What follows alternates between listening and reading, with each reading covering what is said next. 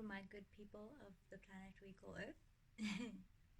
I'm Ashtree, and today I have decided to do a video page through of my art journal from 2018 to the beginning of last year, which was 2019. This was the beginning of my re-engagement with art after about 6 years of minimal to no engagement with art since high school. So here we have the first page. Nothing super special about it with regards to technical capacity or artistic flair, but I feel like it's quite poignant in that, well, knowing where I am now and knowing that I just opened my book with some markers and drew this word, colored it in, not even very well. It's not neat. Nothing about it is technically very beautiful, but it just represents to me the hope of starting again after stopping for a very long time. And now that I know where I am with my art, it's very beautiful to look back at the humble re-beginnings of 2018.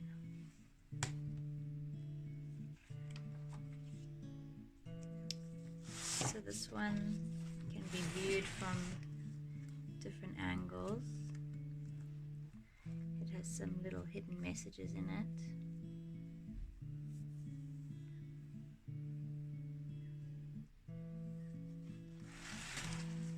This is watercolor and paint pen.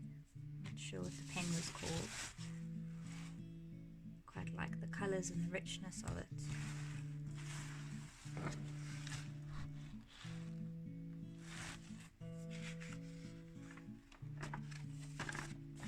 This again is just an affirmation.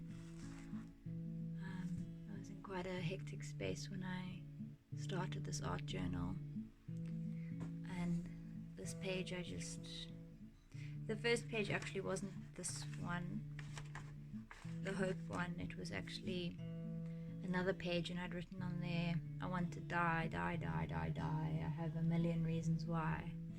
And I actually ended up tearing that page out and burning it because I didn't want that affirmation to be physically alive still in my life, because I want to live. So I did this one to overpower that one, and it says, I choose life, I choose life, life, life, I choose life, I choose life, I choose life, I choose life.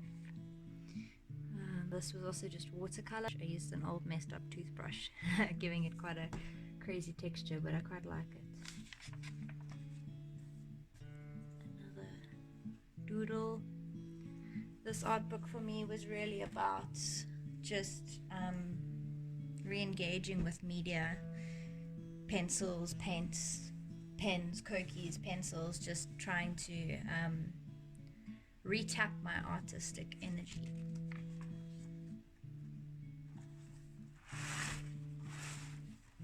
I painted this on a really nice warm summer's day in a meadow in my hometown in Cape Town. I just remember feeling very fluid and warm and summery and happy on that day, and this kind of represented that, or embodied, expressed that for me. This is my space babe. My art kind of develops. I'll do one doodle and then leave the page for a few weeks or months, and then something else will get layered on top of it and on top of it and on top of it until eventually the page is filled with something. But this journal in particular was not just one image. It was a series of feelings and images that layered on top of each other over a series of time. There's more journaling about affirmations. My fears do not define me. This is a concept I've been working with more this year as well. Some call me crazy. Others still call me inspired. And that's just kind of like the thought that people like Freddie Mercury or Annie Lennox, before they were famous, I'm sure, no doubt, they were ridiculed for being the abstract, expressive, eccentric individuals that they were. And then when the world finally saw them for who they were, they became almost worshipped for their originality. And I think that's something that I'm really hoping the world will evolve beyond, is ridiculing artists or ridiculing originality until all of a sudden that originality becomes validated by the overt system and accepted, and then all of a sudden it's the trend and it's cool and it's exciting. I just pray to live in a society someday soon that embraces originality and doesn't alienate it. That's quite a theme running through my art, is the feeling of alienation that results from being an artist.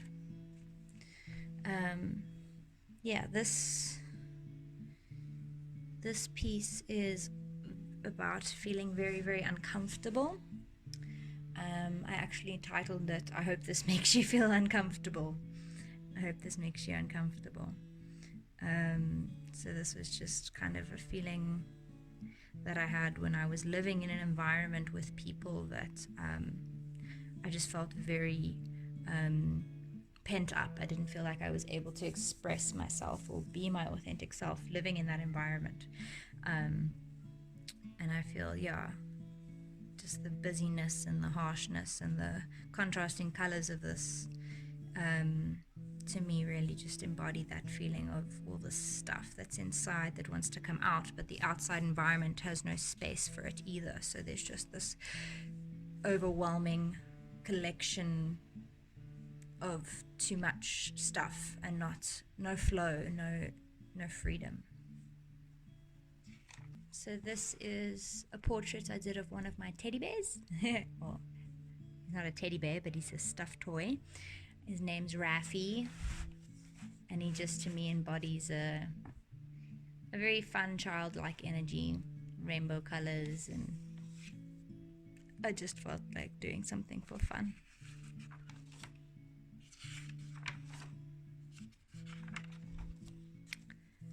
This is similar to the last alien picture that I showed you about feeling uncomfortable. This was done in a different environment, but where I was feeling similar feelings of being caged, feeling unaccepted, feeling feared even for the truth of who I am. Just being in an environment that didn't feel like it had space for me. That's what this is embodying for me. Kind of a Medusa character, and I suppose she could seem evil to someone who fears her, but she's just very powerful.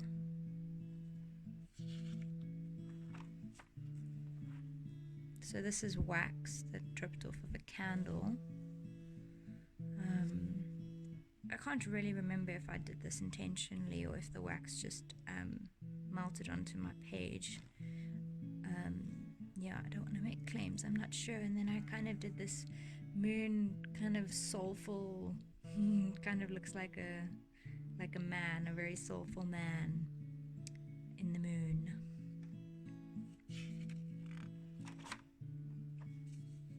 Sometimes when I'm struggling with my creativity, with my creative expression, I just like to do something on the page just to keep my hand moving, just to get something out. I wrote beauty here on a page that I had done perceivably boring, unbeautiful, unartistic things. But looking back, there's always meaning in my art, even if I don't see it at the time. Once again, a very running theme in my art is this feeling of alienation. So this is kind of a self-portrait. I had a head injury in 2012, a near-death experience that left my mind very muddled. Physical head injury, and I feel like this kind of embodied how I was feeling in 2018. still broken, quite vulnerable. Having your head cracked is a vulnerable feeling. My skull didn't actually crack, but it felt that way. Yeah, so this alien was kind of also just like a bit sad, a bit tired, a bit confused, and a bit vulnerable. And then this kind of energy here to me is almost like the negative aspects of society, like the big mouth kind of judging you, telling you what to do, how to do it, who to be, how to be. And these also kind of tentacles coming in, again, like grasping at you, telling you who and what to be. And then this side is a bit more serene, a bit more organic, a bit more soft. And I just kind of saw this as like almost like a trinity of an individual being, the societal influence, and then a more natural, organic, divine, gentle, loving influence. So this is actually a Johnny Clegg lyric. I think I know why the dogs howl at the moon. I was thinking about this lyric the other day because I was talking to the stars, and yeah, I think I do know why the dogs howl at the moon. I feel like right now we don't know the whole story. We're not being allowed access to the whole story, so a lot of humanity feels very almost homeless, spiritually homeless, emotionally homeless, shall we say, feeling disconnected from something bigger than themselves. And I believe that's true. I believe that there is a lot more out there that we have the capacity to be connected to, but I feel like humanity needs to evolve to a more heart-centered, less fear-based state before we are able to reconnect with those higher powers, bigger parts of life. So that's why I think the dog howls at the moon, and why the human heart howls and longs and pines for something bigger than itself, to be part of something bigger than itself, because we are, and we're right now, I believe, disconnected from it. Just more journaling,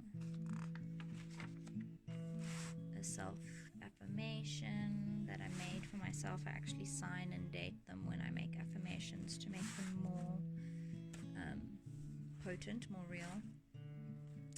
This was just a doodle I did with my ex-partner as well. He did this, and I did that, trying to co-create. Yeah, aren't we all? There's some theorizing I was doing about moonlight and its reflection / refraction in our eyes, about perception and light. Similar concept to my tattoo here. Just my thought process with regards to sunlight and moonlight, which is reflected sunlight. Then it's refracted within our eyes. Yeah, perception. Here's just a little doodle about our planetary orbit, shall we say, or our journey, because I remember growing up, I kind of had this static image of the planets revolving around a static sun. And then I came to learn that the sun's actually constantly moving forward and the planets are trailing behind it because of its gravity.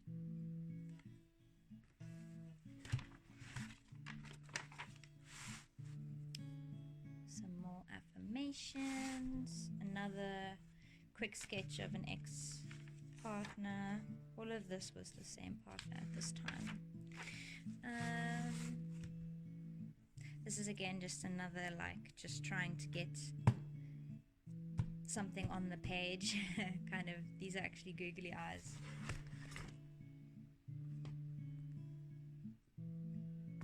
They're actually like 3D googly eyes that I glued onto the page. Yeah, just another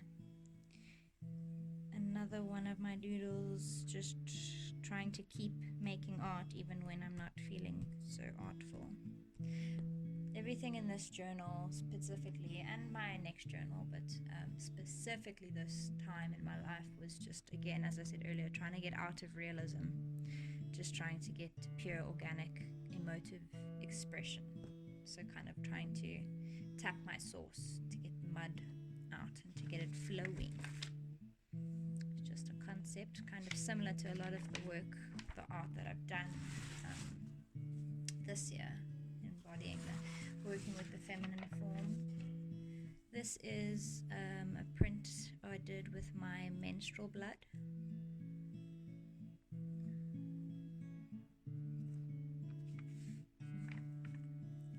Yeah, and this is a symbol I kind of did when I was in courting with. So yeah, these pages are not as close together as they seem. There's months between artworks here. So this is all about balance between the heart and... Okay, no. So this is actually to do with Egyptian religion. There's a word for it which I've forgotten. I think it is Egyptology. So this is at the end of your life when you die, the Egyptians used to believe that your heart would be weighed against a feather of Maat. Maat was a feminine goddess, the feminine counterpart of Thoth, who was the godhead, the ibis head, man with an ibis head, or just embodied by an ibis, embodying wisdom and literacy and communication, basically, which is quite fundamental to human existence. So Thoth was the feminine counterpart, and this whole artwork is about the balance between masculinity and femininity. And in mythology or spirituality or religious belief systems, femininity and masculinity is not as binary and not as like physical and stereotypical as modern society perceives it to be. The masculine and the feminine aspects of something are just two complementing forces, and the one is more outward and powerful and the one is more inwardly powerful. Kind of also similar concept to the yin yang. It's all about balance, the balance of two opposing forces that then become complementary within the balance. But if one of them is out of balance, it can cause chaos, which I believe is the state that Earth is in right now. So this is a symbolism, just a vision that I had. These snakes represent the Kundalini force, which is the primal creative life force of all. And this is the rabid, almost wild, untamed, aggressive side of the Kundalini energy. And this is the more passive, calm, kind of tamed, controlled Kundalini. And I believe the human journey is about taming your wildness to become more wise, more controlled. And I don't mean that in a bad way. I don't mean controlled as in you lose your wild creative flair. I just mean as in no longer a rabid, dangerous animal, something that is of a higher intellect, of a higher spiritual, mental, emotional understanding. So that's again about balance, and then obviously the scales are all about balance. So in Egyptology, if your heart was heavier than the feather of Maat, that meant you were going to go to I wanted to say Hades, but that's Greek mythology. I can't remember what the underworld is called in Egyptian mythology, but yeah. So Thoth and Maat were very much involved in that process, which is why, and Anubis, who I haven't put in here, but I actually wanted to, but I just wasn't able to find a way to incorporate him in this artwork. But Anubis, Thoth, and Maat are the most prominent, from my understanding, deities in the death procession of Egypt, ancient Egypt. And then this is the macabre, and once again, it represents the balance of masculine and feminine energies. And all of this, I believe, is withheld within one individual. This is not about a man and a woman. This is about masculine and feminine energy within an individual being. I actually have these tattoos which embody this energy as well. Just the really deep belief about the balance of nature, natural forces. And I really believe that things are meant to be complementary and not contradictory or competitive as they are today, which results in chaos as we see today. So yeah, this is the joining of two hearts, an artwork I did for my current partner, my forever partner. Yeah, it's hard to put this one into words. It's just a heart out of two hearts, which is actually where the traditional like heart, Valentine's cheesy heart comes from, is the idea of two hearts making one. So I just did a more anatomically correct version of the cheesy popular heart that you see often. Again, another one of just getting things out of myself. This time I was feeling like I was in a dark downward spiral, and I just used the black Koki and just hard lines to express that over something else that I had done previously, I believe. And doing this kind of art helps me, because then this feeling is then excuse me, this feeling is then embodied by an image, and it no longer needs to be inside of me. So this whole journal was very therapeutic for the process that I was in myself.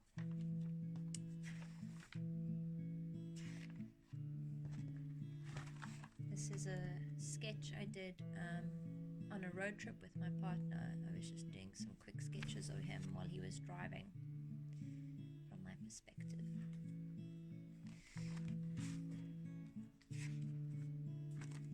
This is actually something that my niece did. Beautiful art of a 3-year-old. The most pure form of expression. So I draw a lot of inspiration from that. And there's me, my boring adult self, trying to be expressive, whilst there's just this true, pure expression. There's another nonsense piece. I really like my nonsense pieces. It's kind of like a fish, angel fish thing. And a mermaid creature, a radish, and she's saying, "What are you looking at?" She's a sassy radish. There's a little guy here going from one portal to another. He's a traveler. He's got his backpack and his hat on, and he's going on a journey between realms. And there's a little plane here going just flying around the nonsense. And this is kind of like a leviathan creature, like a big deep sea kind of crabby lobster creature. The leviathan was the guardian to the gateway of Atlantis. So this is a piece just feeling the pain of menstruation. I'd watched recently a documentary about women in India who were making pads and distributing them to women, and it was like a feminine empowerment initiative, because apparently in the area that the documentary was made, women had no private places to do sanitary things. Apparently the public bathrooms in the areas that they lived, the bathrooms, the walls were low enough that men could actually peek over the walls, and they would, and probably still do, very disrespectful, uncultured, uneducated, insensitive society, making men think that it's okay to watch women in their private time and sexualize them at all. So this says, your prying eyes are mighty unkind.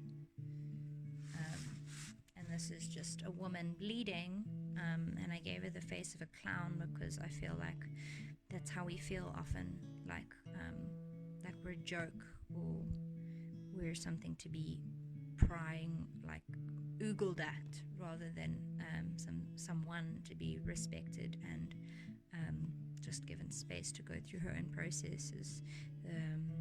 The process, as you see with my menstrual blood that I did the other art with, the whole process of menstruation and the feminine body is something that I'm very interested in, and I explore in my art quite often, be that symbolically or truly physically. This is an unfinished character portrait that I did of my partner. I think it like embarrasses him to look at this because it's like, and so we had a discussion where he said it's like the ideal Superman perspective of a man, which he thinks isn't healthy to expect men to look like this, which I totally understand and resonate with and respect. But my intention was just to embody the strength that I felt in him. I just feel such a strength from my partner. I feel very balanced by him, and I feel very supported by him. And he was like a superhero who came into my life at the time I needed it most, and brought me clarity and love and space and acceptance when I needed it, and I wasn't getting it anywhere else. And it really helped me in my journey. So I feel like he was a superhero, and that he was embodying this much strength, even though he may not necessarily resonate with this picture of him so much. This is a self-portrait. That's me over there, a happy smiley ash tree, and it says follow your bliss. And this is me with an aura of just bliss. This is my blissful aura. Yeah, it's kind of an affirmative portrait, because I wasn't necessarily feeling like this so often at the time, but I am beginning to feel like this much more often nowadays, and it's because of my expression and my delving into myself, the inquiry of my own life and my own journey, and the self-healing that I've done, and the art that I've done, and the affirmations as well that I've done. And this image was one of those affirmations for me. And I did follow my bliss, and now I'm living a pretty blissful lifestyle. But I don't mean follow your bliss as in give in to temptation. That's actually a song lyric I wrote recently. A broken heart will guide you wrong, so before you follow your heart, make sure that it's strong. Because I think often nowadays there's the mantra follow your heart, but what I learned through my journey was that I did follow my heart, and my heart was confused about what was best for me because of the trauma and just the life that I had experienced on planet Earth in the 21st century. So yes, by all means follow your heart, but before you do follow your heart or find your bliss, you've got to make sure that your heart is strong and healed so that it'll point you in the right direction. Another doodle. Eyes and plants and feminine figures are very prominent in my art these days. And this was actually originally the yellow that I had done was with the intention of drawing a sphinx-like creature, but then a bit more of a dark, almost demonic kind of creature came out, and I was just conceptualizing in this piece. I think I said here,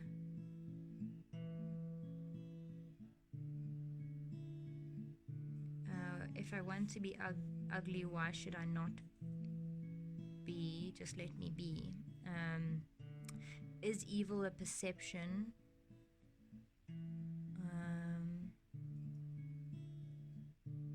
It wasn't what I wanted, but it was what it was. So like my intention for this was to do a sphinx, but then this other kind of creature came out, and I was kind of in a battle, especially throughout this journal and throughout this time of my life, where I said here, the artist is the vehicle of expression. Do your best to direct it. Do your best not to direct it. So at this time I was kind of like, just as I said, trying to tap my creativity, allow myself to express without the like technical rules that were drilled into my mind by artistic education. I was just trying to unshape myself, unbox myself, and allow my true artistic kundalini energy to just flow organically, so that true actual art could come out of me, instead of just almost being a printer, which is what I believe a lot of so-called art is nowadays. It's kind of just being a printer. You're just reproducing something perfectly, but there's no heart in it or actual meaning. And but if you look closely, which I quite like about this, is it looks like quite a demonic creature, but then if you look closely over here, there's actually a very gentle woman's face silhouette with like a kind of moon and sun situation in the background. I was in a battle, and kind of a battle between who I am, and I believed it was a battle between good and evil, which I suppose it was on the grander scale, but then on a more finite scale within myself, it was just the battle between who my traumas and my negative experiences of life were trying to shape me into, and who I actually am, and kind of deciding, instead of to let my traumas shape me into something that's nasty, to rather let them teach me, and for me to grow stronger from them and to turn them into something beautiful. That's the process this journal took me through. That's a contract that my partner and I signed together. An unfinished doodle as well, just in a space where I again felt uncomfortable. I always just go to my art book when I'm not feeling able to be my authentic self, or hold space for myself so well. Then my art book holds space for me.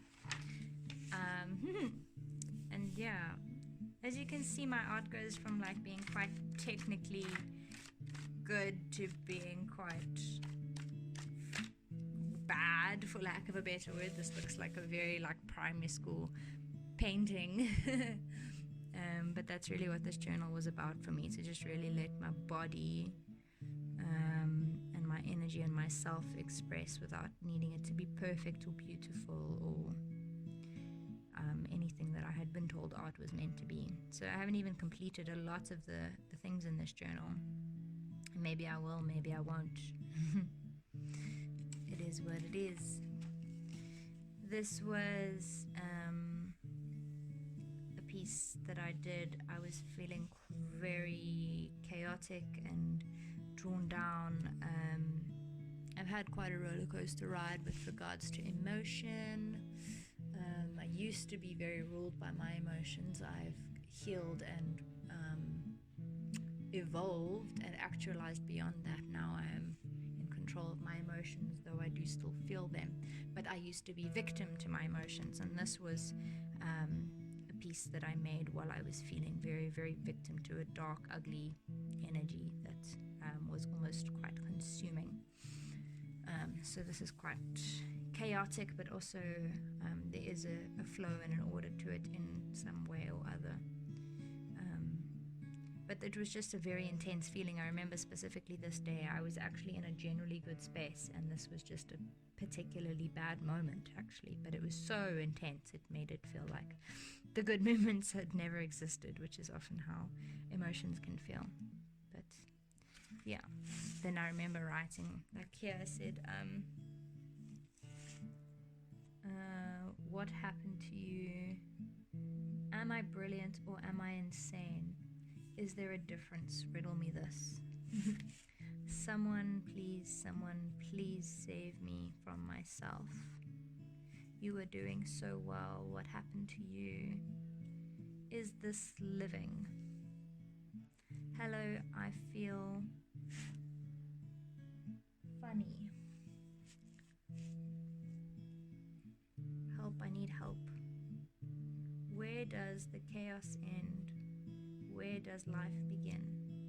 And now I have all the answers to these questions. I believe that chaos ends in having control of your emotions, because in life you're always going to feel emotions, and the outside world's always going to make you feel things, but you've got to be the captain of your own ship and the author of your own destiny. And I've finally reached a space now of no longer, I still feel feelings, I really do, and I even feel intense ones, but I know how to process them, and I know how to overcome them, and I also am rational enough to know that I am not a victim, or one bad moment doesn't mean a bad life. Yeah, and here is a portrait I did of another alien character. Yeah, he was kind of just a vision I had. I don't know too much about him. Oh yes, well, I was thinking something along the lines of him being a very like the projection of humanity, but in the wrong direction, if I dare to say that. Like quite a vicious, there's no heart in this man, it's just all mind. And I believe we need a balance between the two. And this is just a society, which our society has the potential to go there, but I believe that the wave of artists that are about to birth into the world are going to be the force that redirects that path. But without the art that I believe is coming into the world now, this is the direction, and I believe it is the direction that Earth-like planets or societies, and even societies on our planet, have taken in the past, where it just is all focused on the mind. There's no heart, and there's not even any sexual organs, so there's no life, there's no natural evolution, there's no the life doesn't carry on. It's very mind-based, and I even will go so far as to say that I believe there are races of beings out there like this, and that they now look to humans and other creatures that still have reproductive organs, because they themselves have lost the capacity to do that because they went so far away from nature. But we'll get into that another time. That's from when I was doing an open day at the school I was a sociology teacher at. Just needed to make a poster. Oh yes, here is just a little story actually that my partner told me that I illustrated. It was about a monkey who was sad, and then he spoke to a plant, and then the plant helped him understand his feelings, and then he went off into the sunset. I must actually add color to this illustration. Yeah, that's that.